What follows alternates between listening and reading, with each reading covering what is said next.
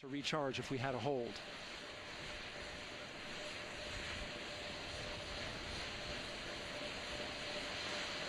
One minute.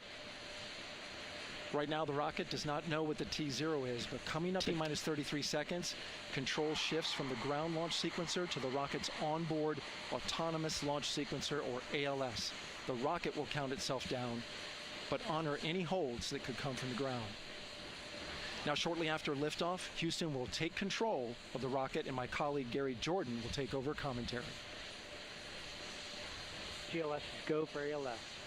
Great call out. The rocket is on its own. 4 brave explorers ready to ride the most powerful rocket NASA has ever launched. Sound suppression water is flowing. 15. And here we go. 10, 9, 8, 7. RS-25 engines lit. 4, 3, 2, 1. Booster ignition. And liftoff. The crew of Artemis II now bound for the moon. Humanity's next great voyage begins. Good roll pitch. Roger, roll pitch. Houston now controlling the flight of Integrity on the Artemis II mission around the moon. Integrity, AMT high. AMT high. On time, passing 30 seconds into the flights. Integrity passes the alternate beacon. Target milestone. Mission Control Houston saying good performance on 4 main engines. Space Launch System core stage. Integrity, 3 miles in altitude. Traveling more than 1,200 miles per hour.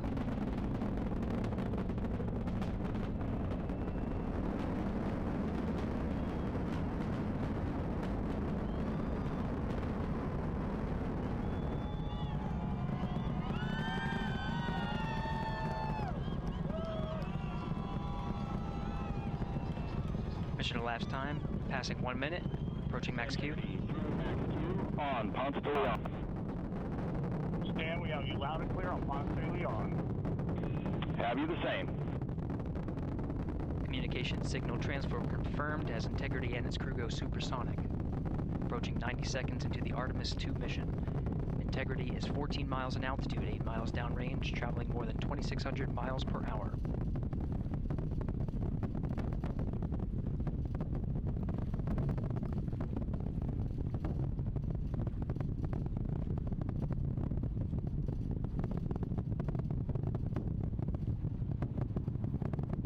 Minute 50 seconds of mission elapsed time, standing by for main engine throttle down to 85%, ahead of solid rocket booster separation, expected at the 2-minute 9-second mark.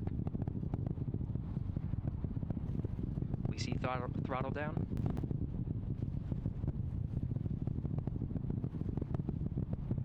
Confirmed separation.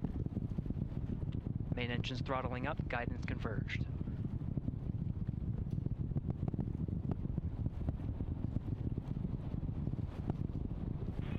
Integrity, guidance converged, performance nominal, upper stage RCS ready. Copy all, Stan. Integrity, SM priming complete. SM priming complete.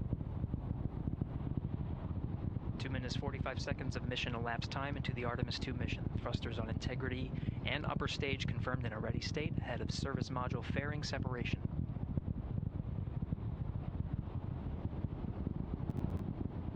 3 minutes into the flight. Integrity, 49 miles in altitude, 78 miles downrange, now passing 5,000 miles per hour.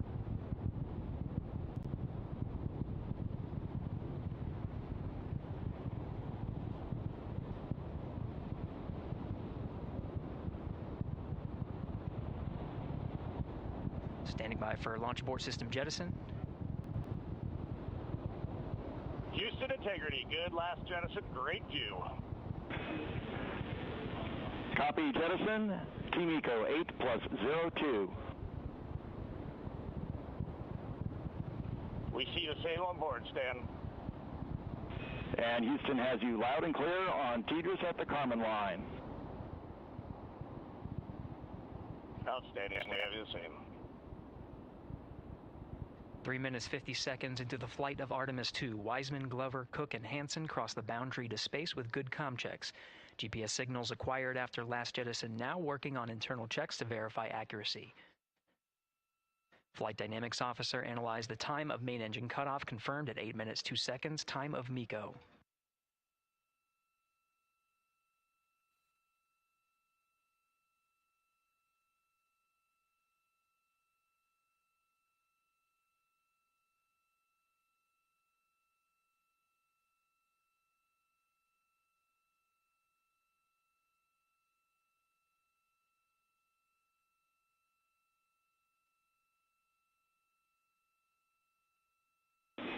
Integrity, GPS processing. Outstanding, Stan. We see the same, and we have a beautiful moonrise. We're headed right at it.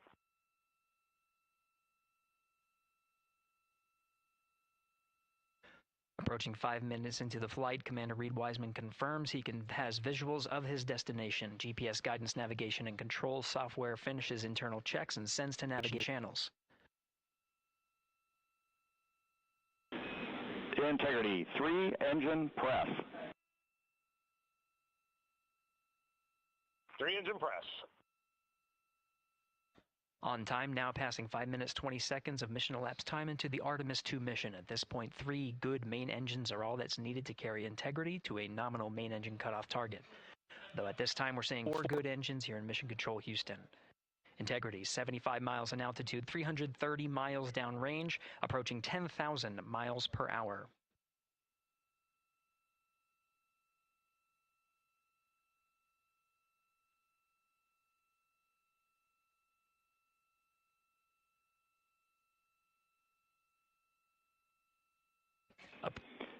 Integrity, looking good at 6 minutes. Same on board, Stan. Good trajectory and engine performance. Booster officer will soon report the shutdown plan to Flight Director Judd Friedling, expected at the 7-minute mark. Integrity, 78 miles in altitude, 460 miles downrange. Integrity, expect nominal shutdown. Integrity copies nominal shutdown.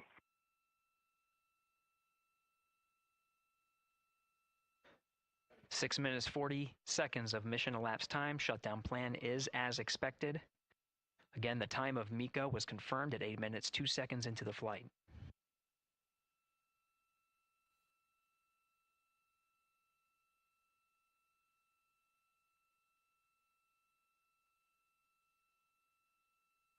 Seven minutes of mission elapsed time. Throttling down as we approach the abort once around option. Milestone at the 7-minute 30-second mark. Now 84 mile altitude, 650 miles downrange, traveling more than 15,000 miles per hour. Integrity, AOA open. AOA open. The window is now open for an abort once around option that would target splashdown in the Pacific Ocean. Still following nominal ascent at this time.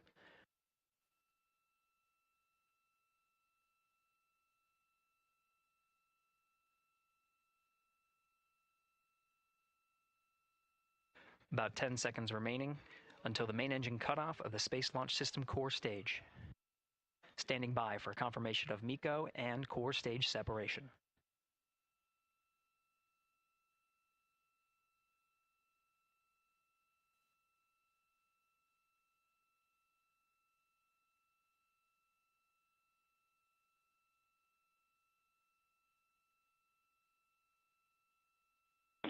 Integrity and nominal MECO, core stage separated.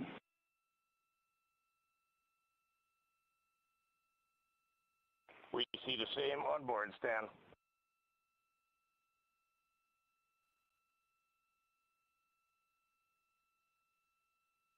Eight minutes 40 seconds into the flight, we have a nominal main engine cutoff heading in the right trajectory on the way to swing around the moon.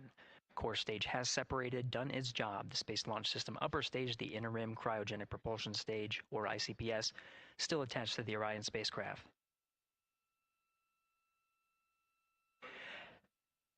Nine minutes of mission elapsed time. Integrity crew of Reid Wiseman, Victor Glover, Christina Cook, and Jeremy Hansen now in orbit around the Earth at the beginning of their journey to the Moon.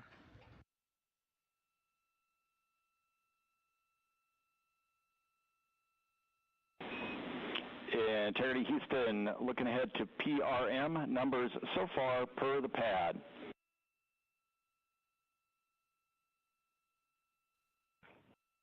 Copy that, Stan. Numbers for the pad.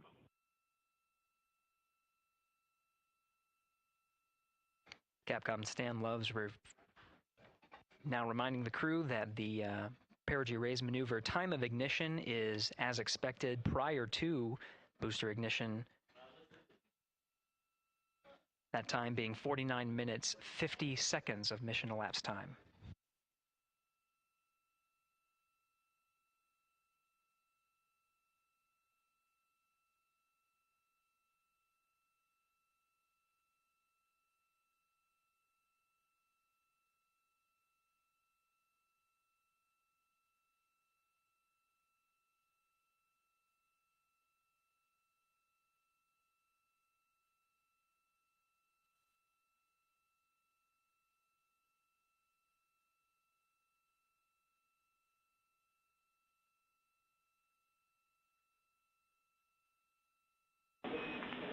Integrity, good. Neds deploy.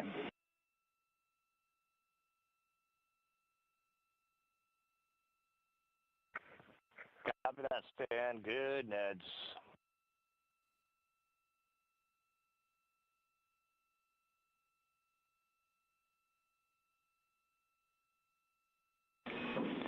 And Integrity Houston for PWD setup. Just a reminder, halfway open on the secondary.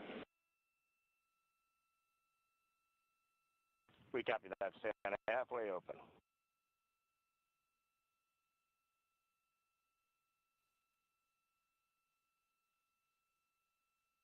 Passing 11 minutes of mission elapsed time. Here, overhearing the conversation between Capcom Stan Love and Commander Reid Wiseman, already passing some milestones. We have a good nozzle extension deployment system. That is confirmed. Complete. We also have the visors are confirmed up. Now past the dynamic phase of flight, that is ascent. Their launch and entry suits that provided them an extra layer of protection. Now not as needed. They're going to raise those visors. And later in today's mission, they will begin to egress or get out of the suits to begin some of their initial tasks of activating some of the systems aboard in the Integrity spacecraft. It's passing 12 minutes of mission elapsed time. Again, the perigee raise maneuver that's targeted near 50 minutes of mission elapsed time, 49 minutes, 50 seconds. That's what the crew is going to be working towards. The Commander Reid Wiseman, pilot Victor Glover will focus on preparing for that milestone. In the meantime, mission specialist Christina Cook and Jeremy Hansen will start some of the activation of environmental control life support systems. You may hear confirmation of their activation over the Orion to Earth communication network.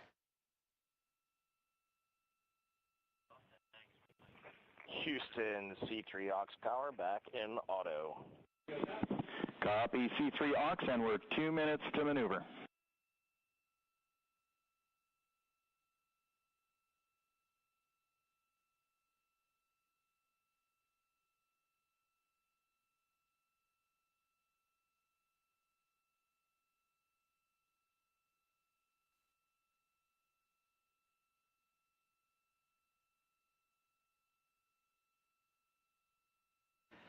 "13 minutes and 30 seconds of mission elapsed time. We're going to continue to follow the crew of the Artemis II mission.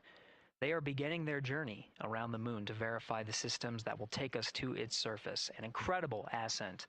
Artemis II is underway. Reid Wiseman, Victor Glover, Christina Cook, and Jeremy Hansen begin their journey to the moon.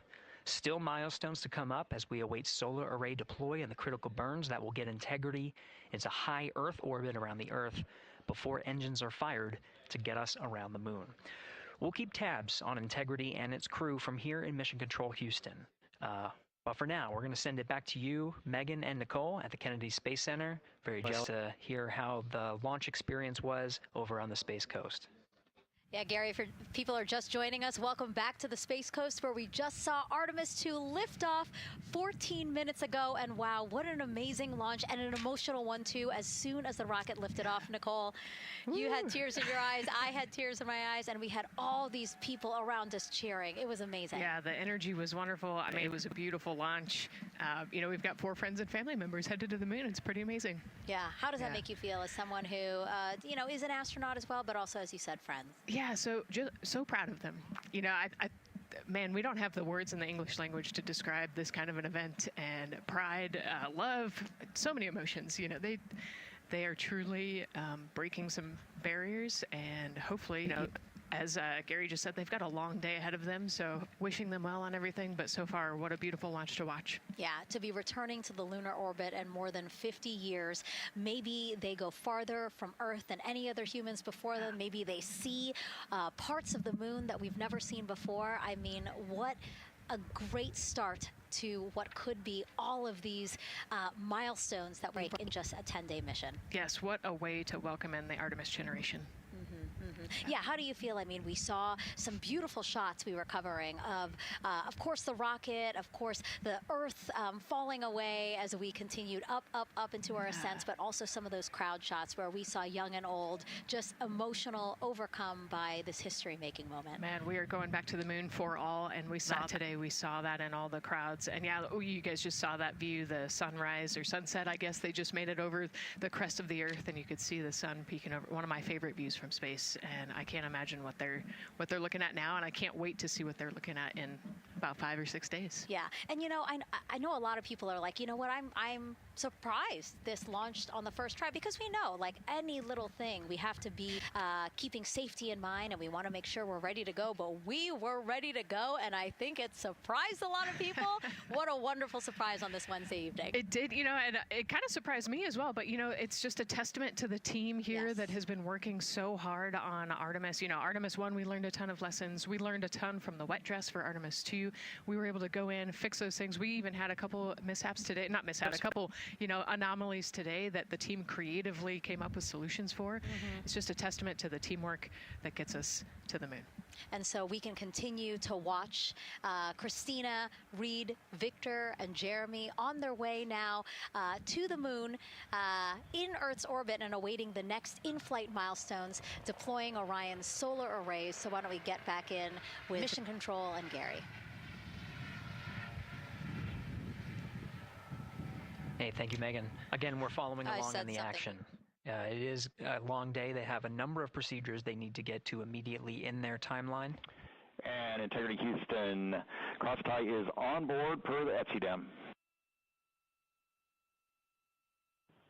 We copy, Houston. Thank you.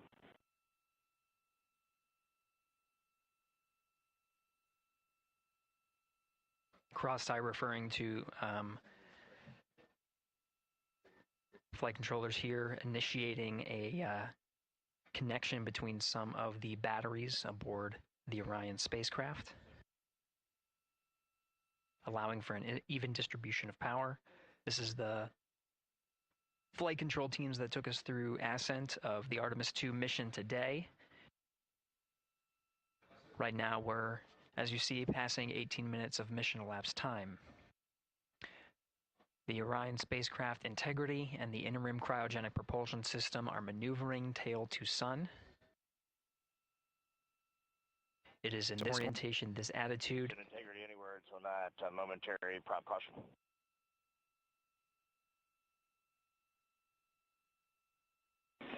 And Reid, no action. We're looking at it.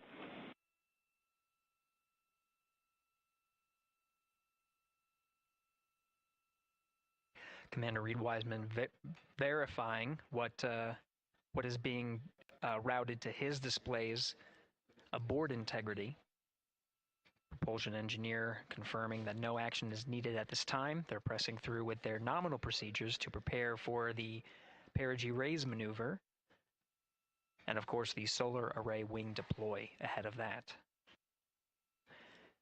The solar wing deploy is a critical milestone. We'll continue to have our coverage follow the mission until that deployment. A successful launch is just the beginning. The deployment of the solar arrays and successful confirmation that those solar array wings are drawing power is a significant milestone and says to the flight control teams that we will continue on today's mission. Power needs to be drawn to continue through some of the next milestones. Until then, the AOA open option that was called up upon ascent, the abort once around, is the current option, and abort to orbit option ATO will be switched to a preferred mode at the time that the solar array wings are deployed and latched. It gives the flight control teams a little bit more flexibility. Yeah, Integrity Houston, update on TDRS handover for your pad.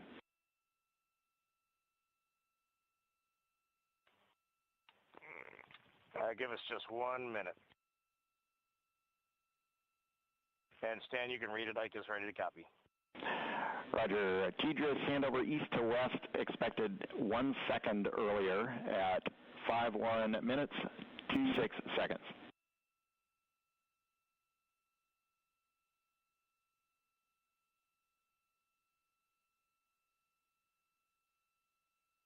Hi, Stan. We copy 1 second earlier for 5126 TDRS east to west, and saws are starting to deploy. Thermal knives are firing.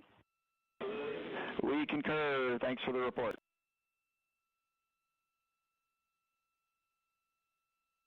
Read back of the reports that you just heard on the Orion to Earth network. Integrity has maneuvered tail to sun. The RL-10 nozzle on the end of the ICPS is pointed towards the sun, and the solar array deployment sequence has begun. With the deployment confirmed, it'll be several minutes until they are what is called in a latched position. Once they are latched and confirmed to be drawing power, they can switch the mode to ATO and continue along the mission. The teacher's handover at the pad, that message meant the crew was provided some preliminary numbers of when to expect handovers between the